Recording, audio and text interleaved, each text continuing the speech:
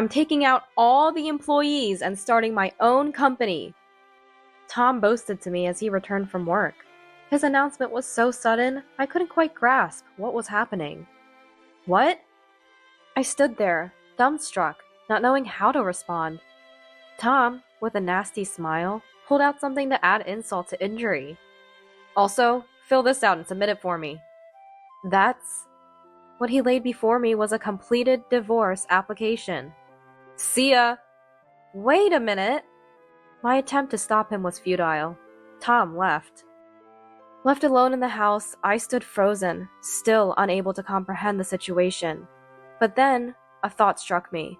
Perhaps they could help me out. I quickly grabbed my mobile phone and dialed their numbers. My name is Rolla, 27 years old, single, working as an office clerk at a small IT company. Tired of the monotonous life, yet somehow finding comfort in it, I never took the initiative to change. Like anyone else, I harbored frustrations with work and relationships, often making them topics of conversation with colleagues and supervisors. But even I had a pressing concern that needed to be addressed. It was the fact that I couldn't find a boyfriend. While friends and colleagues were getting married, I was living a life devoid of romantic encounters. The occasional message from a friend would often be about their marriage. And, despite my desperation for a connection, I couldn't bring myself to genuinely congratulate them. Even when I wanted to take action, my feet wouldn't move. I thought maybe the right person would come along naturally.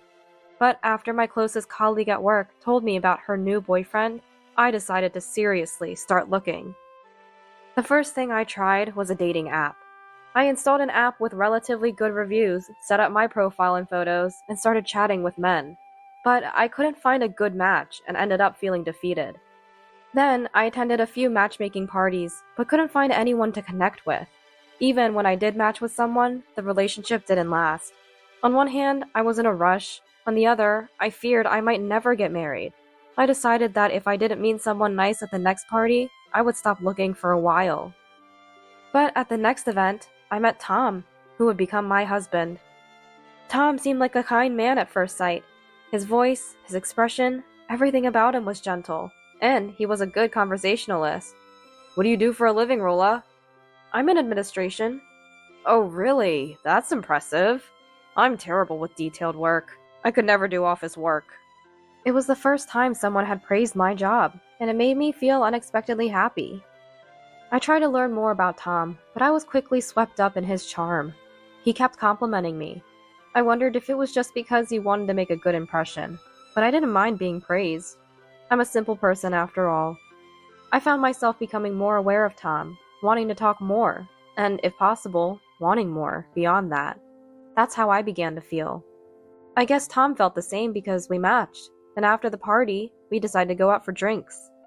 I'm so happy to be talking with you like this, Rolla. Me too. The alcohol flowed, and the atmosphere was great. There was no longer an option for this to be a one-time thing. When shall we go out next? Let me check my schedule. We naturally made plans for next time and went our separate ways. After several more dates, Tom asked me to be his girlfriend. I had no reason to refuse and happily agreed. 2 years later, Tom proposed. I was thrilled. Finally, I was getting married. I accepted his proposal and became Tom's wife. I was looking forward to a life with my beloved Tom. Just thinking about it made my heart swell with excitement. But little did I know, I would later regret accepting Tom's proposal.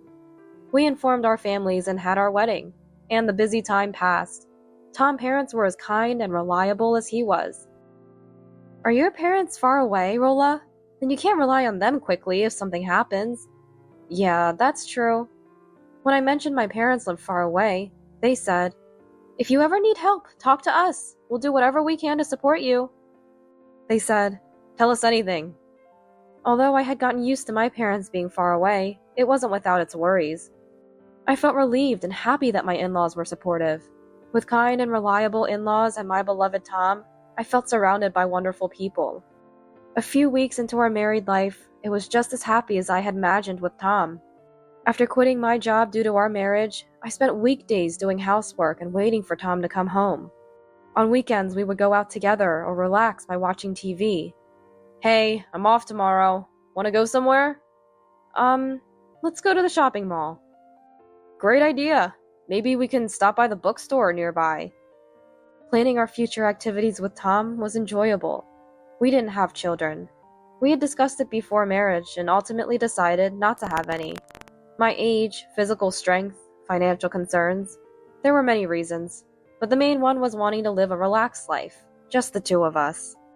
Seeing happy children in crowded places like shopping malls or on friends' social media sometimes made me envious.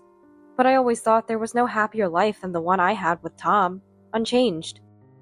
Then, one day, something Tom said changed my life significantly. I want to start a business.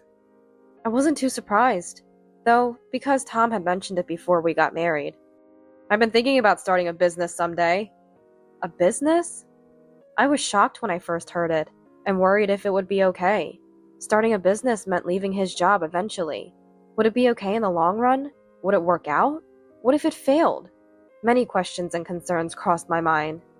Are you sure about this? Yeah, I've been thinking about this for a long time. I shared all my worries with Tom. Tom spoke with a sense of pride, sharing his company's plans, goals, and his aspirations for the future. He even showed me the documents he had prepared, revealing just how serious he was. It seemed he had thought everything through, and I believed he would succeed. Even if he didn't, I trusted Tom to handle it well. I decided to support Tom's dream. What do you think? It's a good time to start, right? We've saved up enough. If we're doing it, better sooner than later.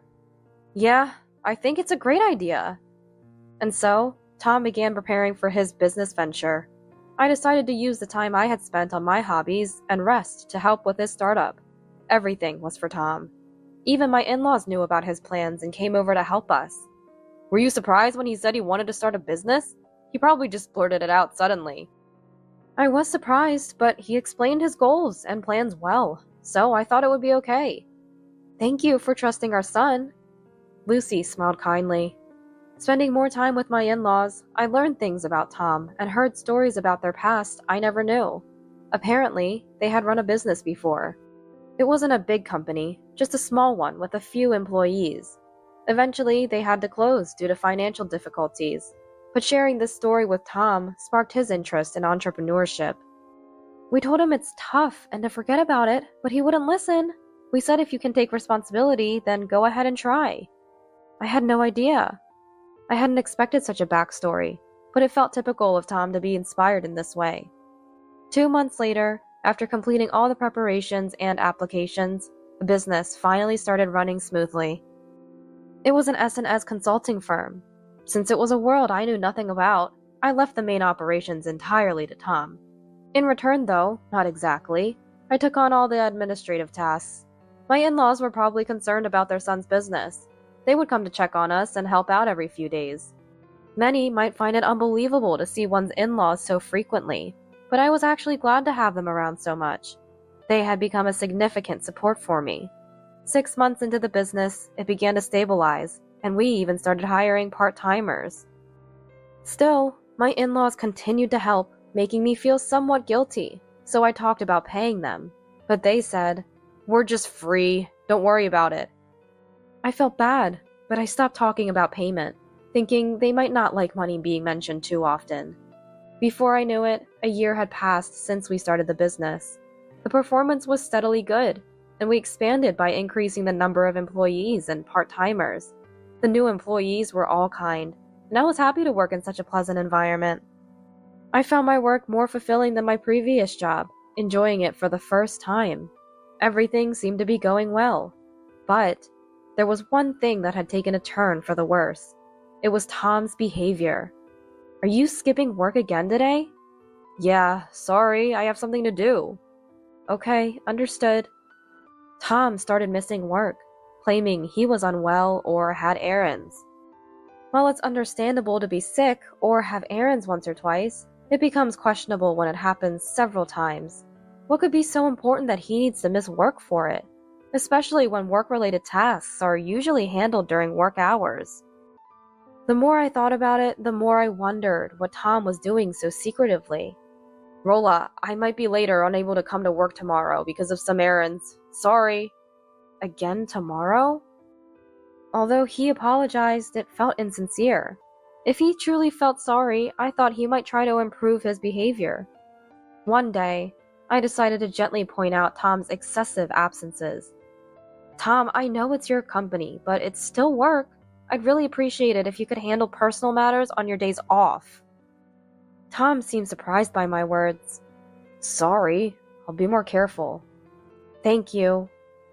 After my talk, Tom started coming to work regularly again. I was relieved to see him taking my advice seriously. However, within a month, Tom began skipping work again, using excuses like errands or feeling ill. I realized that if I was the only one to address it, Tom wouldn't take it so seriously. So I decided to talk to my in-laws. I need to talk about Tom. I approached my in-laws when they were helping out. They were shocked when they heard. Tom has been doing that? We thought he was busy with work outside. We had no idea he was skipping work.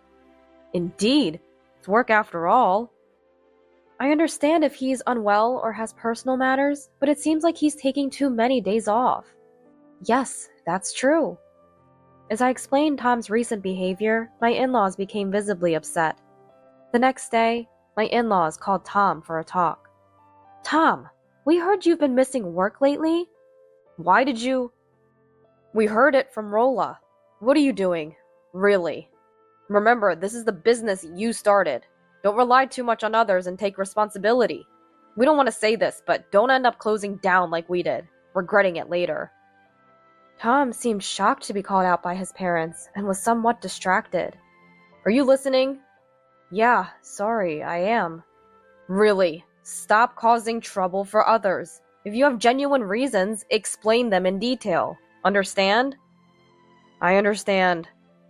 Tom seemed annoyed as he reluctantly accepted Mike's words. I had never seen Tom like this before. As I looked at him, puzzled, Tom asked me irritably, What? Sorry, it's nothing. Oh, okay. Tom said that and left the room. Even my in-laws had never seen Tom act this way and were whispering to each other. Maybe he was just tired. Lately, Tom had been taking days off work, saying he had errands and always returning home late at night. I was curious about what these errands were, but every time I tried to ask, he evaded the question. What was he hiding from me? That night, feeling a bit guilty for pressing the issue, I decided to ask Tom directly. Hey, what's been going on lately? You take days off for errands and always come back late. Are you hiding something? We're married. You don't need to hide things. I thought, given everything, he would talk to me honestly. However, Tom glared at me and said sharply, Rolla, it's none of your business. I don't need to tell you.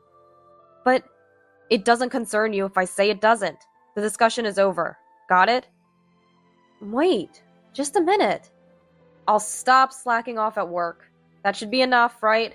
Stop nagging. With that, he left me standing there. Nagging, huh? His words hurt me deeply. It was the first time Tom had spoken to me so harshly. In shock, I thought maybe I should have just observed a little longer. Yet, I also felt he needed to be responsible for his work. But if I pointed it out again, he would probably call me nagging. I was at a loss about how to interact with Tom. Since the day my in-laws talked to him, Tom's attitude toward me had changed drastically. He began showing up for work without any more excuses of errands or illness, but he started looking at me with disgust. He would ignore me when I spoke to him. And even in private, he seemed irritated by my presence. Hey Tom, about today's work? Don't ignore me. Did I do something wrong? Nothing in particular. What was Tom thinking? Had he started to dislike me? No matter how much I pondered, I couldn't find an answer. But what was it that Tom was hiding? What he thought about? The day when I would find out everything was coming. Unusually, Tom didn't work overtime and came home early that day. He seemed happy, almost relieved. That was the expression on his face. When I got home from work, Tom was unusually sitting on the living room sofa. That's rare, I said, surprised, as he had been cooped up in his room lately. Then Tom turned to me with a nasty smile and said, you're back. I have something to talk about. What's going on? Tom kept his eyes on me and confidently announced, "I'm taking all the employees and starting my own company." What? I didn't understand what he was saying. But Tom, amused by my shock, continued, "Oh, and write this too." He pulled out a completed divorce application from the chest. "I've got a new woman, so write this." Wait, what do you mean? It means exactly what I said. She's so much better than you. Really glad I met her. I couldn't comprehend what was being said. Starting his own company? Divorce? Everything was happening too fast. Then, make sure to submit that divorce application. See ya. Ignoring my dazed state, Tom left the house. I was left alone in the silent room. In front of me was the completed divorce application. The suddenness of everything made it hard for me to process. What should I do? What's the right course of action now? I couldn't find an answer. But then, I thought of someone who might help. My in-laws. They hadn't come to the office today, but they should be at home. Shaking, I took out my mobile phone and called them. Hello? After a few rings, Lucy's gentle voice came through. Lucy? Hearing her voice, I felt a wave of relief and began to cry. What's wrong? Well, Tom. I managed to tell Lucy about everything Tom had said and my current situation. I don't know what to do. Just wait a moment. Please. Mike! Lucy sounded panicked and went to consult with Mike. Soon she came back on the line. Wait at home for us. Mike and I will come over. We should talk face to face. Is that okay?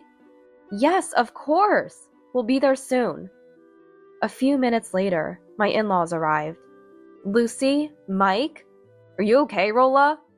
I'm okay. But seeing them, I broke down in tears. I hated feeling so pathetic in such a situation. My in-laws quickly supported me and brought me to the living room. After a few minutes, I calmed down and explained everything in more detail. Tom was cheating. He often came home late on days he said he had errands. He left suddenly after telling me to file the divorce application. And he said he was taking all the employees to start his own business. I couldn't believe what was happening, and my words faltered. My in-laws listened attentively, nodding in understanding. But after I finished, they looked stunned and were at a loss for words. Then Mike said, "I'm really sorry. Her son." Lucy also apologized.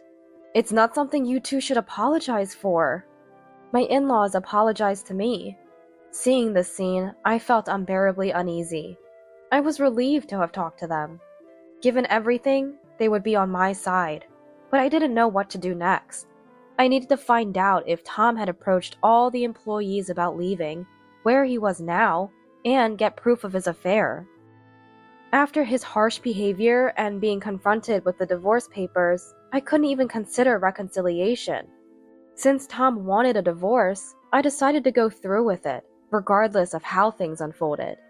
Naturally, I wanted to ensure Tom was held accountable and get compensation. What should I do? As I murmured, Mike, sitting in front of me, spoke up. Let's solve this one step at a time.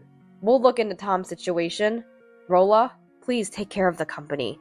If he's talking about starting a business that hasn't caused any commotion, it's likely just talk. Understood. So I decided to split up tasks with my in-laws. I absolutely won't forgive him if he says it was all just a joke after all this nonsense. When Tom announced the divorce and his intention to start his own company, I was overwhelmed by confusion and unclear emotions. But now it's different. I harbored clear hatred for Tom and began preparing to bring him down. A month later, Tom was in front of me. I had gathered as much evidence and testimony as possible and called Tom to my in-laws' house. Initially, Tom continued his harsh words, but when I mentioned I would submit the divorce papers if he showed up, he suddenly changed his attitude and agreed. The thought of him showing up without knowing what was going to happen amused me. What do you want? I came because I was called. I have nothing to say. Where had the Tom from before starting his business gone? It felt like a bad dream. So you've been doing whatever you like? Huh? Doing whatever I like? What do you mean? Say it. Tom crossed his legs and taunted. I would have been confused and speechless before, but not now. Having an affair? Trying to start your own company on your own? Huh? I said that, didn't I? Huh? You mean that by doing whatever I like? Among other things, like stealing money and supplies. I knew about the affair and his plans to leave the company, but as I investigated, I found out Tom had been stealing company money.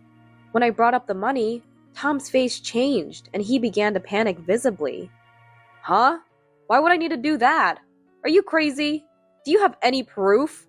You're not making up lies to frame me, are you? You think I'm lying now? Let me tell you, it's not because I want to divorce you. I am divorcing you. That's why I called you here today. Then show me the proof, Tom said, sounding panicked. So, I showed him the surveillance video as he requested. What? Cameras? Why? You weren't coming to the company for a while, remember? I installed them then. I thought I consulted you about it, but you weren't listening. Actually, I had wanted to enhance security, especially around the safe. So, I proposed installing surveillance cameras. I couldn't install the cameras on my own, so I consulted with Tom. He seemed distracted when he said, "Oh, that should be fine." But there's no doubt he agreed. So I installed the security cameras with the employee's consultation. The question was, how did we find out Tom was stealing money? Simply saying we saw it on the cameras was one thing, but there was testimony from an employee who saw suspicious behavior. This employee, an older part-timer, was not approached by Tom about joining his new venture, unlike other employees. You've been telling various people to come with you to the new company, promising better conditions. Everyone refused, though. But to have a tip-off from the only part-timer you didn't approach? Is this some kind of joke? What did you say? I showed the angry Tom the surveillance footage. It was specially accompanied by my commentary. See? You're stealing money here, right? Look! Shut up! Unable to deny the evidence on the video, Tom hung his head. What were you going to use it for? Startup funds? He was stealing from the company to fund his own venture. What?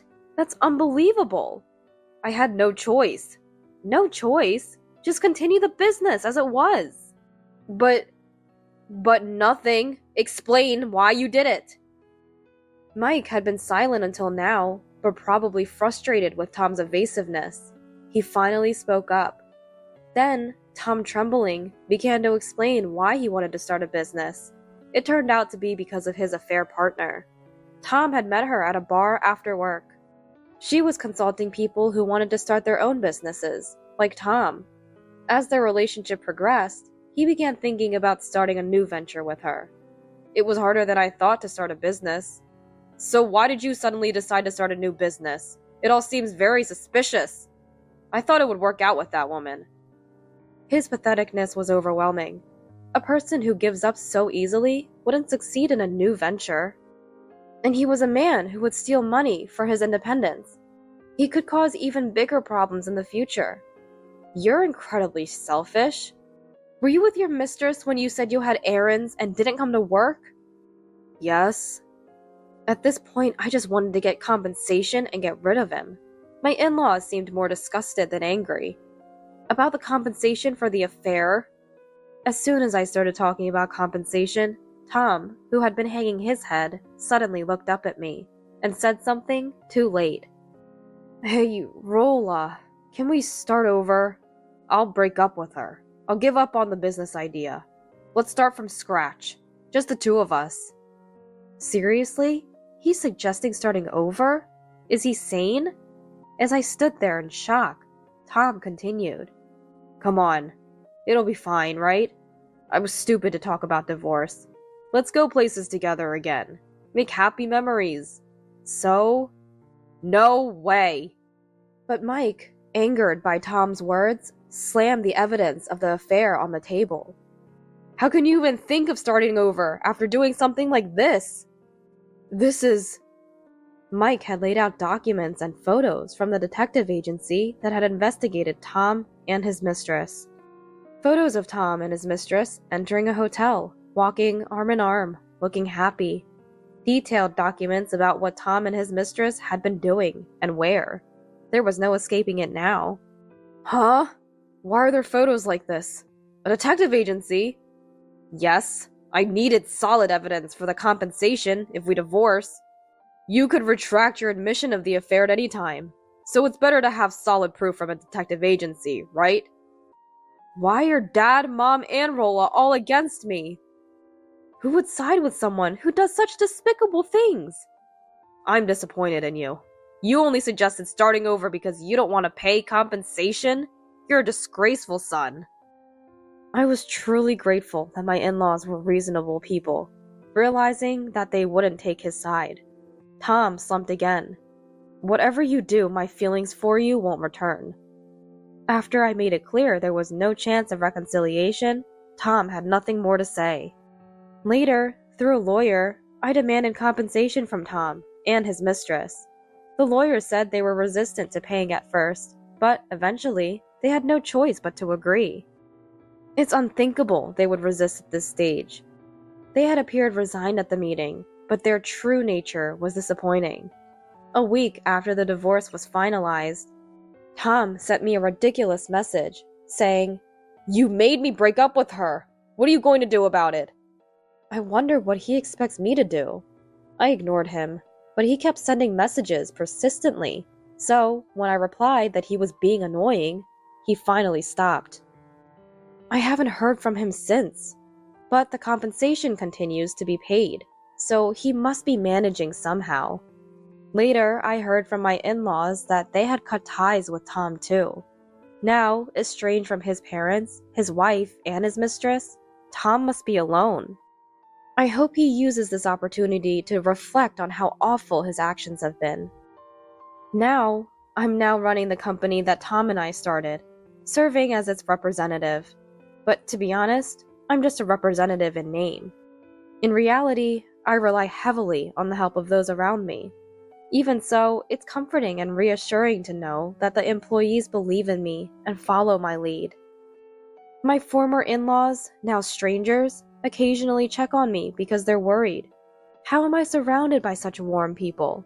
I continue my efforts to expand the business, grateful for my environment.